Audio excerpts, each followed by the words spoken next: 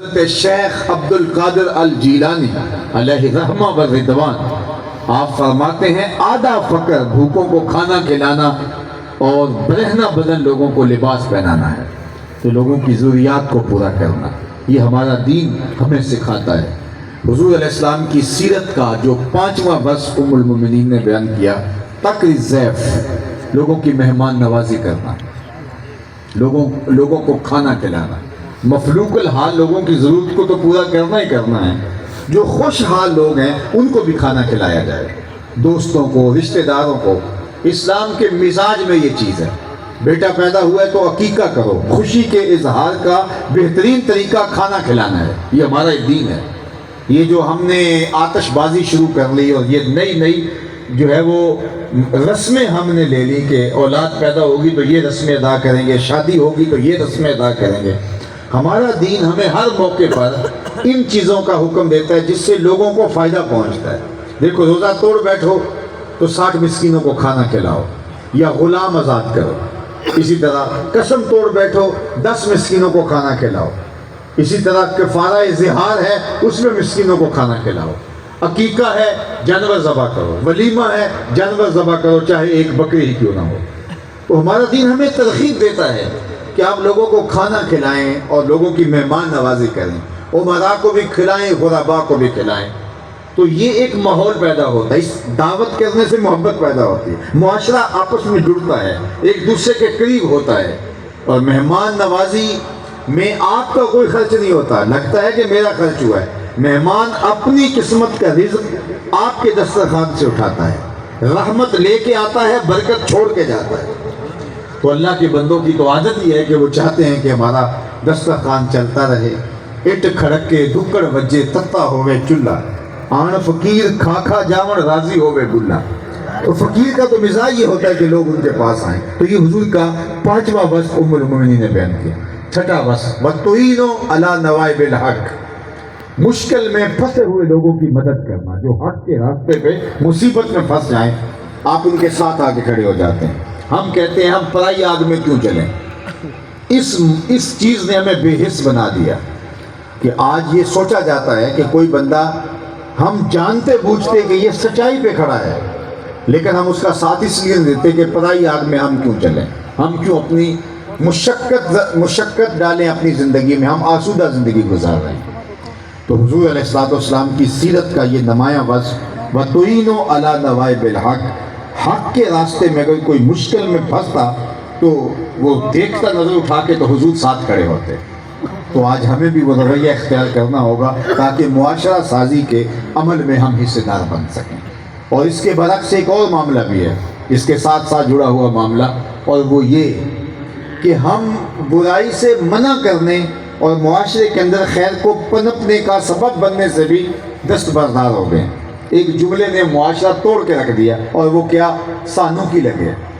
ہم کہتے ہیں ہمیں کیا لگے، اپنے گھر میں کوئی چھاج بجائے یا چھلنی بجائے ہمیں کیا لگے، اور کہتے ہیں جی آج ہم کسی کو کیوں کہیں، کہنے کا زمانہ نہیں رہا۔ یہ بات درست ہے کہ آج جو ہے وہ کہنے کا دور نہیں رہا، اور دور اس لیے نہیں رہا کہ ہم نے کہنا چھوڑ دیا۔ پہلے باپ بھی کہتا تھا، ماں بھی کہتی تھی، ہمسایہ بھی کہتا تھا، خاندان کا بوڑھا بھی کہتا تھا، گلی کا بڑا بھی ٹوکتا تھا، مولانا بھی ٹوکتے تھے، استاد بھی ٹوکتا تھا۔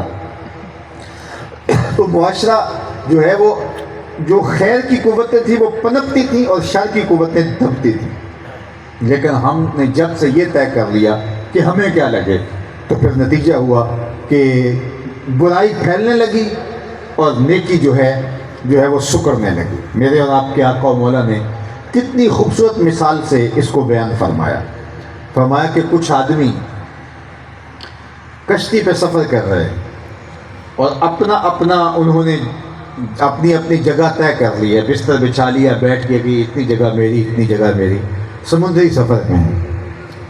اب ایک بندہ اپنے ہی حصے کی جگہ پہ سوراخ کرنے لگ جاتا ہے جہاں وہ بیٹھا ہوا ہے، تو دوسرے اس کو روکتے نہیں اور کہتے ہیں ہمیں کیا لگے، سانوں کی لگے۔ اپنے گھر کو چھاج بجائے یا چھلنے لگائے، اس کا ہاتھ نہیں پکڑتے، تو کیا ہوگا؟ تھوڑی دیر کے بعد پانی کشتی کے اندر آئے گا، وہ بھی ڈوبے گا اور باقی جو کشتی کے سوار ہے وہ بھی ڈوبے گا۔ اور اگر یہ بھر کر کے اس کا ہاتھ پکڑ لیتے ہیں تو وہ بھی ڈوبنے سے بچ جائے گا اور یہ بھی ڈوبنے سے بچ جائیں گے۔ تو ہم کہتے ہیں ہمیں کیا لگے، یہ اپنے گھر جو مرضی کرے، پھر وہ جلتی ہوئی آگ ہمارے گھر تک بھی پہنچتی ہے، پورا معاشرہ اس کی لپیٹ میں آ جاتا ہے۔ تو کہنے کا دور نہیں رہا، زمانہ نہیں رہا، تو آج استاد بھی نہیں ٹوکتا، اس کا بھی کام اتنا رہ گیا ہے کہ وہ نصاب پڑھا کے فارغ ہو گیا ہے۔ علماء نے بھی سوچ لیا کہ یار ہم کیوں ادھک اور مشکل مصیبت میں پڑیں، ہم لوگوں کو ایسے مسائل اور ایسی پاپولر تقریریں سناتے ہیں جس سے لوگ سبحان اللہ کہیں، ماشاء اللہ کہیں، نعرے لگائیں، اٹھ کے نوٹ پھینکیں، واہ واہ ہو چلے جائیں، ہمیں کیا مصیبت ہے۔ لیکن معاشرہ برباد ہو گیا۔ جب عالم دین اس چیز کا درد لیتا تھا کہ میرے محلے کے اندر برائی نہیں ہونی چاہیے، ٹیچر جو ہے وہ درد لیتا تھا کہ میرے شاگردوں کے اندر اخلاقی قدریں جو ہیں ان کو جو ہے وہ تکمیل پذیر ہونا چاہیے، جب محلے کا کونسلر ہو یا بوڑھا ہو یا بزرگ ہو یا خاندان کا بڑا ہو، وہ طے کرتا تھا اس محلے کے اندر کسی پہ ظلم و زیادتی نہیں ہونی چاہیے اور کوئی بھی ایسی چیز نہیں پھیلنی چاہیے جو معاشرے کو توڑ دے، اور وہ اس چیز کا درد لیتا تھا، ملامت بھی سہتا تھا، دکھ بھی سہتا تھا اس کا، لیکن وہ نہیں ہونے دیتا تھا، تو معاشرہ خیر کی راہوں پہ تھا۔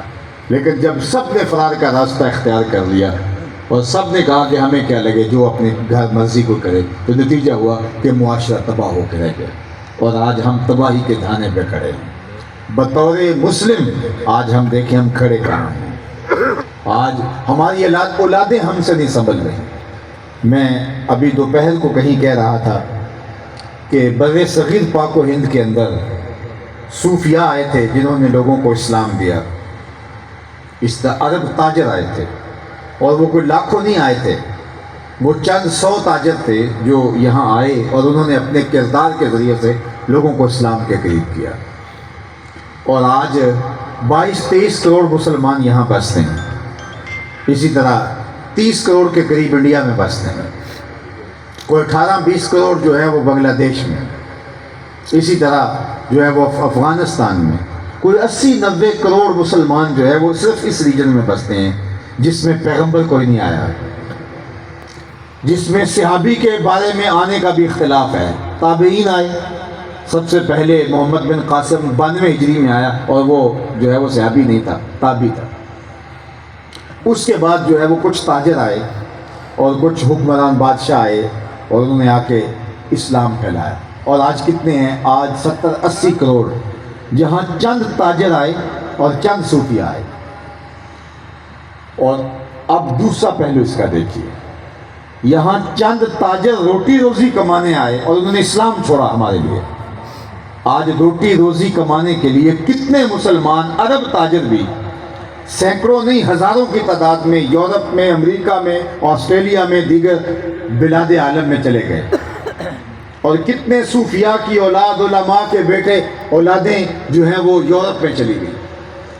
وہ آئے تھے کفر کے دور میں، وہ تاجر اور وہ صوفی، اور آج اس کا نتیجہ کیا ہے؟ 80 کروڑ مسلمان ہیں، اور یہاں سے لاکھوں صوفیاء کی اولادیں اور لاکھوں عرب تاجر اور اجمی تاجر یورپ میں ہیں، امریکہ میں ہیں، دیگر بلاد عرب میں ہیں، بلاد عالم میں ہیں۔ تو وہاں جب ہمارا جانا ہوتا ہے تو لوگوں کا رونا کیا ہوتا ہے؟ آپ ہمیں طریقہ بتائیں، ہماری اولادیں مسلمان رہ جائیں۔ انہوں نے جا کے، ان تاجروں نے ان کو کیا مسلمان کرنا تھا، انہیں فکر ہے کہ ہماری اولادیں مسلمان رہ جائیں۔ تو ذرا دیکھیے، وہ بھی تاجر تھے، گوشت پوست کے بنے تھے، وہ بھی روٹی روزی کمانے آئے تھے یہاں، اور یہاں لوگوں کو دین دے کے گئے۔ وہ بھی صوفیاء تھے، یہاں آئے اور دین دے کے گئے، اور یہاں سے علماء جائیں تو اولادیں ان کی ہاتھ سے نکل گئی، صوفیاء جائیں تو اولادیں ہاتھ سے نکل گئی، عرب تاجر جائیں تو ان کی اولادیں ہاتھ سے نکل گئیں، اور وہ رونا رو رہے ہیں کہ ہم اپنی اولادوں کو یورپ میں کیسے بچائیں۔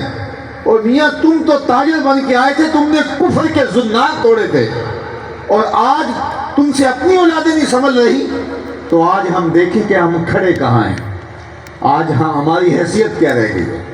تو حضور علیہ السلام نے وہ جو فرمایا تھا کہ سمندر کے اوپر اٹھنے والی جھاگ کی طرح مسلمان ہوں گے، تو آج بالکل ہم وہی ہیں۔ تو آج ہمیں دیکھنا ہوگا، چونکہ ہمارا کردار نہیں رہا، گفتار سے دین کبھی نہیں پھیلا، کردار سے پھیلتا ہے۔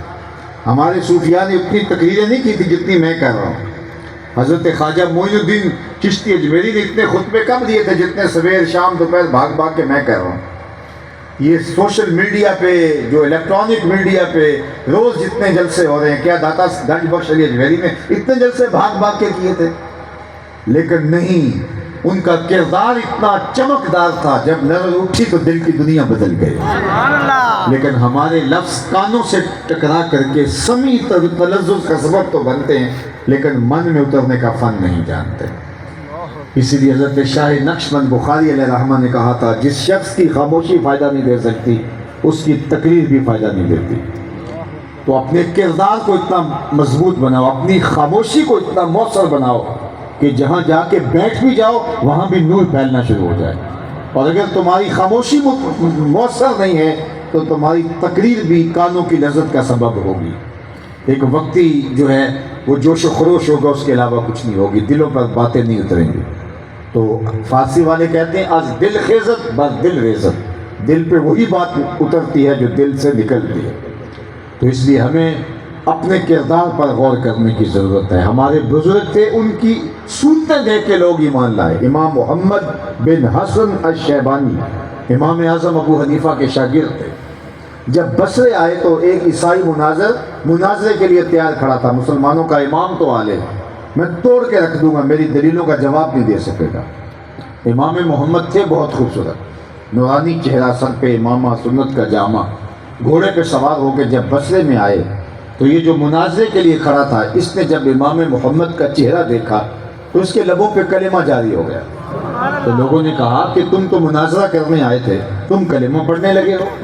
تو اس نے جو جواب دیا وہ سننے کے قابل ہے۔ اس نے کہا میں آیا تو مناظرہ کرنے کے لیے تھا، لیکن جب میں نے امام محمد کے روشن تابہ اور چمکدار چہرے کو دیکھا تو میرے دل نے گواہی دی، جب مسلمانوں کا چھوٹا محمد اتنی شان والا ہے، بڑا محمد کیسا ہوگا؟ یہ شان ہے خدمت گاروں کی، سرکار کا عالم کیا ہوگا؟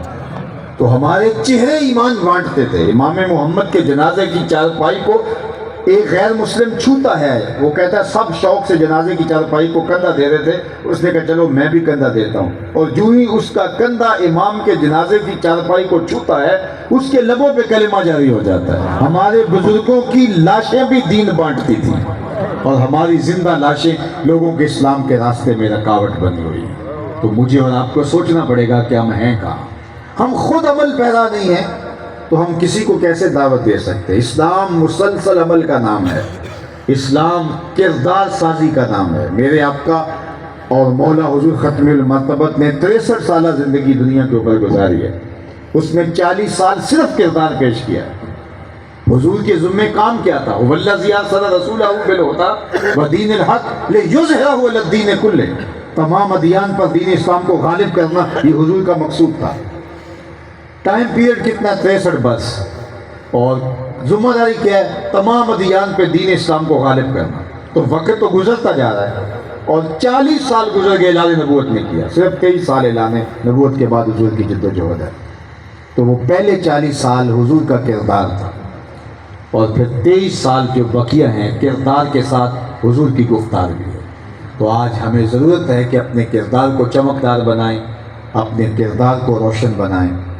میرے استاد فرمایا کرتے تھے یہ نہ ہو کہ لوگ تمہیں پوچھیں تم کون ہو اور تمہیں بتانا پڑے کہ جی ہم مسلمان ہوتے ہیں، یہ دیکھو مذہب کے خانے میں اسلام لکھا ہے۔ آپ فرمایا کرتے تھے صاحب کسی کو پوچھنا نہ پڑے، تمہیں بتانا نہ پڑے، تم دور سے چلے آ رہے ہو، لوگ دیکھ کے کہیں وہ دیکھو حضور کا غلام آ رہا ہے۔ اور میں کہا کرتا ہوں یہ نہ ہو کہ تم دور سے یہ لگو کہ حضور کے غلام ہو، لیکن جب کسی کے نیڑے لگو، کوئی تم سے کاروبار کر کے دیکھے، تم سے کوئی رشتہ داری کر کے دیکھے، کوئی تمہاری ہمسائیگی میں گھر خرید کے دیکھے، تمہیں کوئی قرض دے کے دیکھے، تو پھر اسے پتہ چلے کہ دور دور سے تو عاشق رسول لگتا تھا، دور دور سے تو بڑا اچھا بھلا مسلمان لگتا تھا، لیکن قریب آیا تو کچھ اور نکلا۔ اس کے لہجے میں یوں تو برف تھی، لیکن جو چھو کے دیکھا تو ہاتھ جل گئے۔